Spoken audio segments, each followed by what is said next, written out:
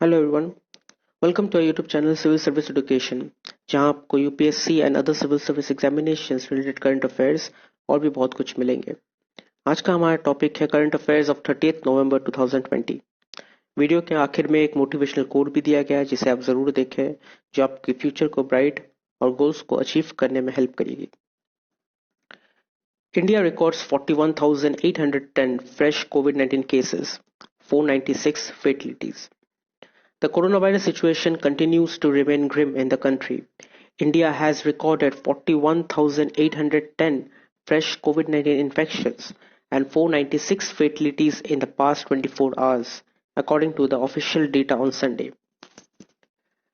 Sunday का official data से पता चला है कि इंडिया में 41,810 न्यू कोविड-19 केसेस पाए गए हैं और 496 न्यू डेथ रिपोर्ट भी पाए गए हैं। Now the total number of cases in the country stands almost touching 94 lakh. अब इंडिया का टोटल कोविड-19 केसेस ऑलमोस्ट 94 लाख को टच कर रही है। With 496 death in a day, the toll has mounted to 1,36,696. So और डेथ टोल, इंडिया का total death toll 1,36,696 तक पहुंच चुकी है। The country has 4,53,956 active cases of coronavirus, and Union Ministry said on Sunday. So the Union Minister जो है health minister, उन्होंने कहा है कि इंडिया का एक्टिव केस अभी 4,53,956 में अटकी हुई है और धीरे धीरे बढ़ रही है। तो पहले जो घट रही थी 5 लाख, पहले 6 लाख के नीचे आई, 5 लाख के नीचे आई, अब 4,53,000 में भी थोड़ा बढ़ा जा रहा है। अभी जैसे 41,000 संडे को आया, सो इट इज इंक्रीजिंग और ये विंटर में होना था। ये फेज 2 है और इसलिए इसके लिए बहुत ज्यादा प्रिकॉशंस दिया गया था और रिकवरी रेट 88,000 में है, सो रिकवरी रेट भी बेहतर हो रही है। Second point, Serum Institute of India rejects charges by Covishield volunteer threatens to seek damage. After a Covishield vaccine volunteer sued the Pune-based Serum Institute of India (SII) and the Oxford Group over adverse reaction during the vaccine trial, the SII on Sunday denied the allegations and dubbed them malicious and misconveyed. So, Covishield vaccine जो Pune based serum institute of India and Oxford group मिलकर तैयार कर रही है Covishield vaccine, सो उसके लिए बहुत सारे वॉलंटियर्स को लिया गया था फॉर ट्रायल्स के लिए लिया गया था। तो उनमें से एक ट्रायल का कहना है कि उनके ऊपर ये वैक्सीन का बहुत ज़्यादा साइड इफेक्ट हुआ है, जो उनकी न्यूरोलॉजी में भी इफेक्ट किया है, जो उनके ब्रेन्स में भी इफेक्ट किया, ब्रेन डिसऑर्डर में भी। और उन्होंने 2 कंपनी को स्यू कर दिया है, केस कर दिया है और कहा है कि हमें 2 करोड़ रुपीस का कंपनसेशन चाहिए, जो हमारे साथ हुआ है उसके लिए 2 करोड़ चाहिए। सो सीरम इंस्टीट्यूट ऑफ इंडिया का कहना है कि ये डैमेज, अगर ऐसा हुआ तो ये डैमेज हमारे लिए बहुत बड़ा डैमेज होगा, हमारे लिए 100 करोड़ रुपीस का घाटा होगा। सो और हमें ये पता है कि हमारा वैक्सीन ऐसा साइड इफेक्ट्स नहीं देता और ये जो एलिगेशन दिया गया है हमारे खिलाफ, ये मैलिशियस है एंड मिसकन्वेड है, मतलब ये एकदम गलत है और इसको ठीक तरीके से कन्वे नहीं किया गया है। सो हम लोग ये मैलिशियस क्लेम के ऊपर डिफेंड करेंगे, हम लोग अपने आप को डिफेंड करेंगे और हम लोग ये केस में लड़ेंगे, लेकिन हमारा जो वैक्सीन है वो ऐसा साइड इफेक्ट नहीं देता है। Next point, China note for downstream dam on Brahmaputra. A report in Chinese media said the state-owned hydropower company Power China has last month signed a strategic cooperation agreement with the Tibet Autonomous Region (TAR) government to implement hydropower exploitation in the downstream of the Yalung-Zangbo River as part of new 5-year plan. So Chinese media से पता चला है कि China के जो hydro power company है power China, वो last month एक स्ट्रेटेजिक कोऑपरेशन एग्रीमेंट को साइन किया है, जिसके आधार पे वो लोग एक हाइड्रो पावर डैम तैयार करने जा रहे हैं यालुंग ज़ांगबो रिवर में, जो तिब्बत में माना जाता है यालुंग ज़ांगबो रिवर, जो इंडिया में कहा जाता है ब्रह्मपुत्र रिवर। सो उनका ये 5 ईयर प्लान का ये हिस्सा है और वो लोग ये कॉपरेशन एग्रीमेंट कर रहे हैं और उनका कहना है कि इससे उन लोगों का इलेक्ट्रिसिटी डिमांड्स और ज़्यादा बढ़ जाएगा.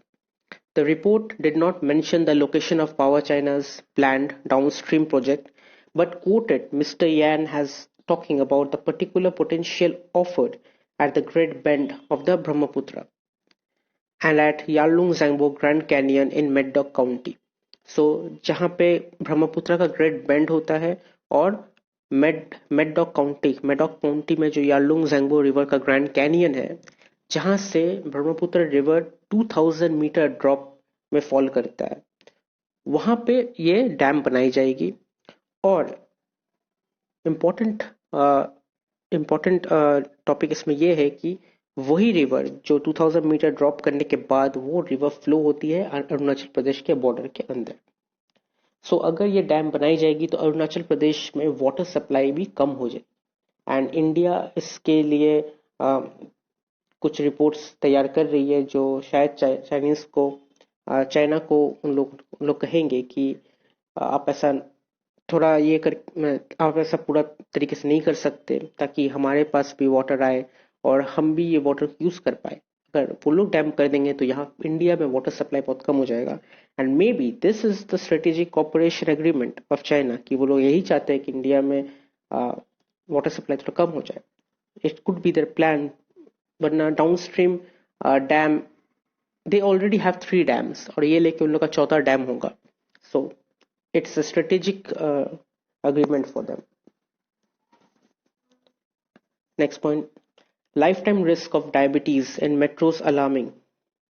More than half of men and nearly two-thirds of women currently aged 20 years in India develop diabetes in their lifetime, with most of those cases likely to be type 2 diabetes according to new studies. तो new study से पता चला है कि आधे से ज़्यादा main को और 2/3 ऑफ वुमेन को जिनका एज 20 इयर्स है उनको लाइफ टाइम का डायबिटीज हो सकता है और ये डायबिटीज टाइप 2 डायबिटीज होगी.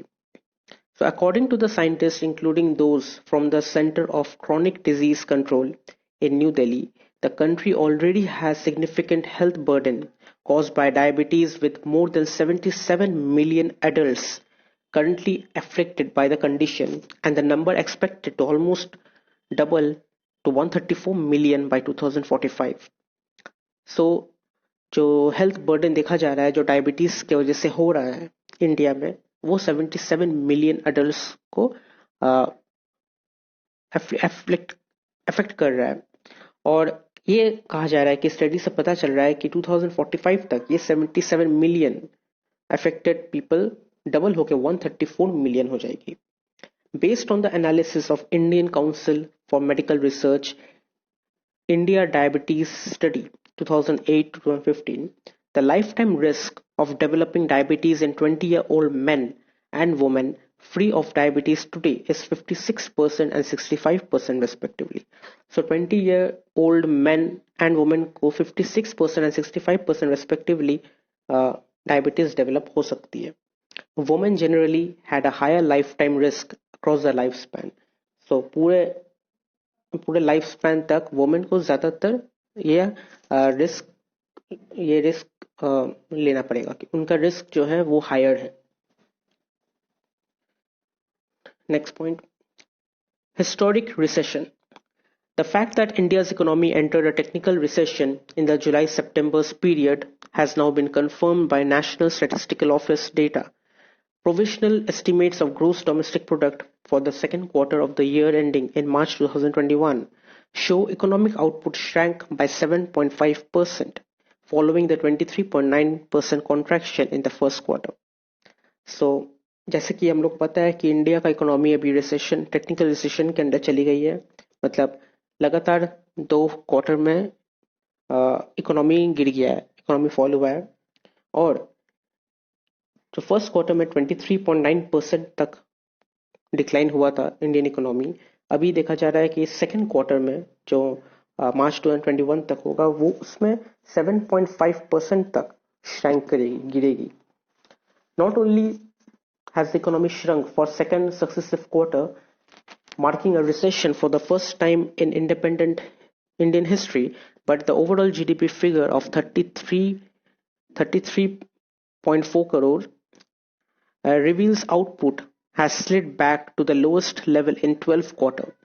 So ये जो आपको फिगर दिख रहा है 33.14 करोड़ का, ये फिगर लास्ट 12 क्वार्टर का जीडीपी को भी गिरा चुकी है. लास्ट 12 क्वार्टर में जो जीडीपी अर्न की गई थी, ये इकोनॉमी में ये जीडीपी पूरी गिर चुकी है.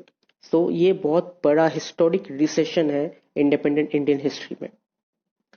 This one fact alone out to give cause to serious concern. यही सिर्फ एक फैक्ट है जो पूरी इकोनॉमी को एक सीरियस कंसर्न में फेंक सकती है. Notwithstanding the apparent improvement in economic momentum that helped narrow the contraction from the preceding period's precipitous fall.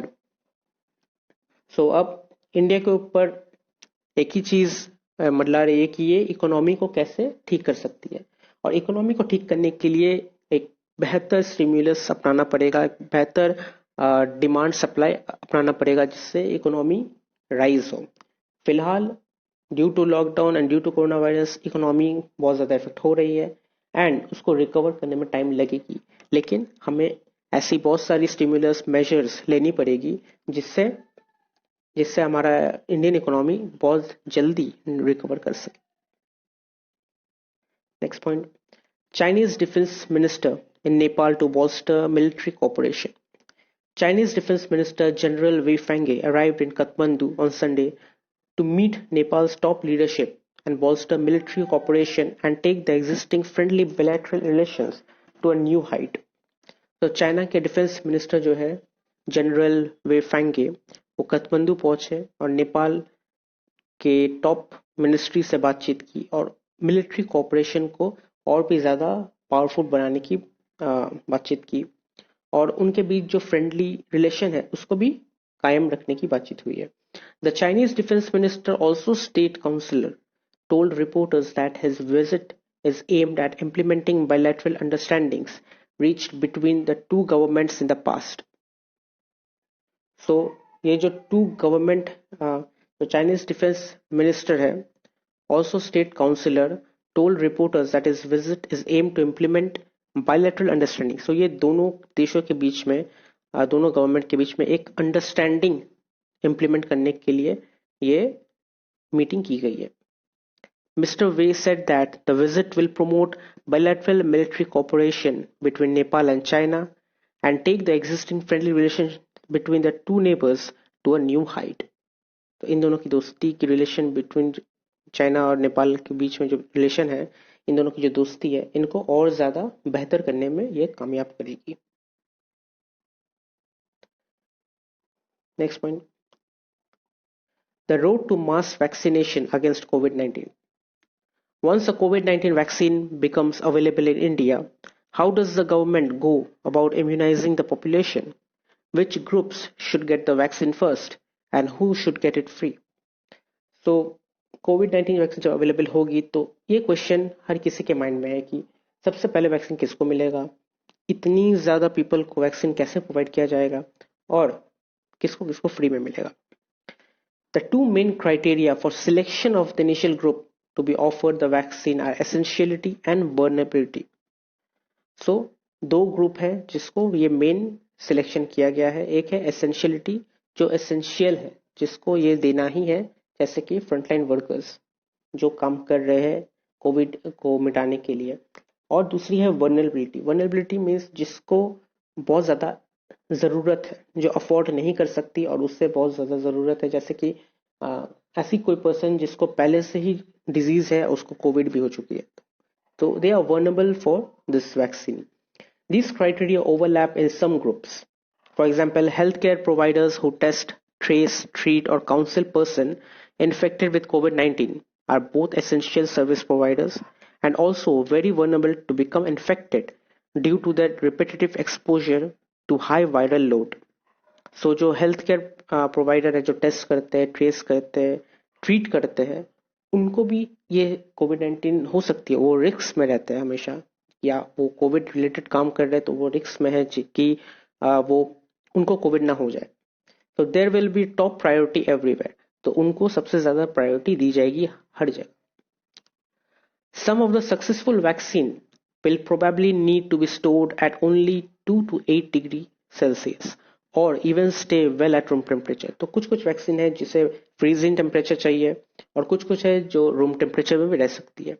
So if we can access those, our supply chain logistics will not pose problem in the initial stage when clearly demarcated groups of essential workers and elderly will be immunized। So अगर ऐसी vaccine हो जाए जिसे ज़्यादा temperature नहीं चाहिए, जैसे कि कोई कोई वैक्सीन है जिसे -2 -10 डिग्री भी चाहिए होती है, लेकिन अगर ऐसी वैक्सीन हो जिसके लिए ज़्यादातर कोल्ड स्टोरेज नहीं चाहिए होगा, तो वो वैक्सीन को बहुत जल्द से जल्द सप्लाई कर दिया जा सकता है और इन एसेंशियल वर्कर्स को वो वैक्सीन प्रोवाइड कर दिया जा सकता है बहुत जल्द से जल्द। और उसके बाद जितने भी नंबर में लोग आएंगे उनको भी ये वैक्सीन कर दिया जाएगा। जब एक ट्रीटमेंट स्टार्ट हो जाएगा तब वो धीरे धीरे डेवलप कर लिया जाएगा, उसका सिस्टम डेवलप हो जाएगा और जो एसेंशियल वर्कर्स है उनको ये फ्री में दिया जाएगा एंड इवन जो अफोर्ड नहीं कर सकते उनको फ्री में दिया जाएगा। शायद ये प्राइस उनके लिए होगा जो अफोर्ड कर सकते हैं, जो हाई एंड में रहते हैं। नेक्स्ट इज इम्पोर्टेंट डेज और 30th नवंबर का इम्पोर्टेंट डे है, day of remembrance for all victims of chemical warfare. And last but not the least है टुडेज कोट, और आज का कोट है, बी मिजरेबल और motivate yourself, whatever has to be done it's always your choice. आप दुखी रहे या आप खुद को मोटिवेट करें, जो भी होगा ये आपका चॉइस होगा। अगर आप कोई चीज से हार गए, अब ये आपकी चॉइस है कि आप वो हार से सीख के मोटिवेट होके सक्सेस के पीछे भागते हैं या फिर आप वो हार से खुद को मायूस करके दुखी करके चुपचाप बैठे रहते। ये चॉइस हमेशा आपका होगा, कोई भी आके आपको आपकी चॉइस नहीं दे सकती। कोई भी आके ये नहीं कह सकता कि अरे कोई नहीं, तुम ये करो हो जाएगा, ये करो हो जाएगा, ये करो हो जाएगा। ओके, कोई आपको मोटिवेट कर सकता है, कोई आपको बोल सकता है कि आप करो, लेकिन ये आपकी चॉइस है कि आप खुद से ये करें। क्योंकि आप दूसरे के कहने पे शुरू तो कर देंगे लेकिन आपका दिल नहीं करेगा, फिर आप नहीं कर सकते। तो ये आपके ऊपर है कि आप दुखी रहे या आप मोटिवेट होकर फिर से काम करें। It depends on you, it's your choice. और अपने चॉइस को सुने, अपने दिल की सुने और जो चीज़ में आपको खुशी मिले आप वो करें, तब जाके सक्सेस आपके पीछे हो। अगर आपको ये वीडियो अच्छी लगी तो आप इसे लाइक कीजिए, शेयर कीजिए, कमेंट कीजिए और सब्सक्राइब जरूर कीजिए। Thank you.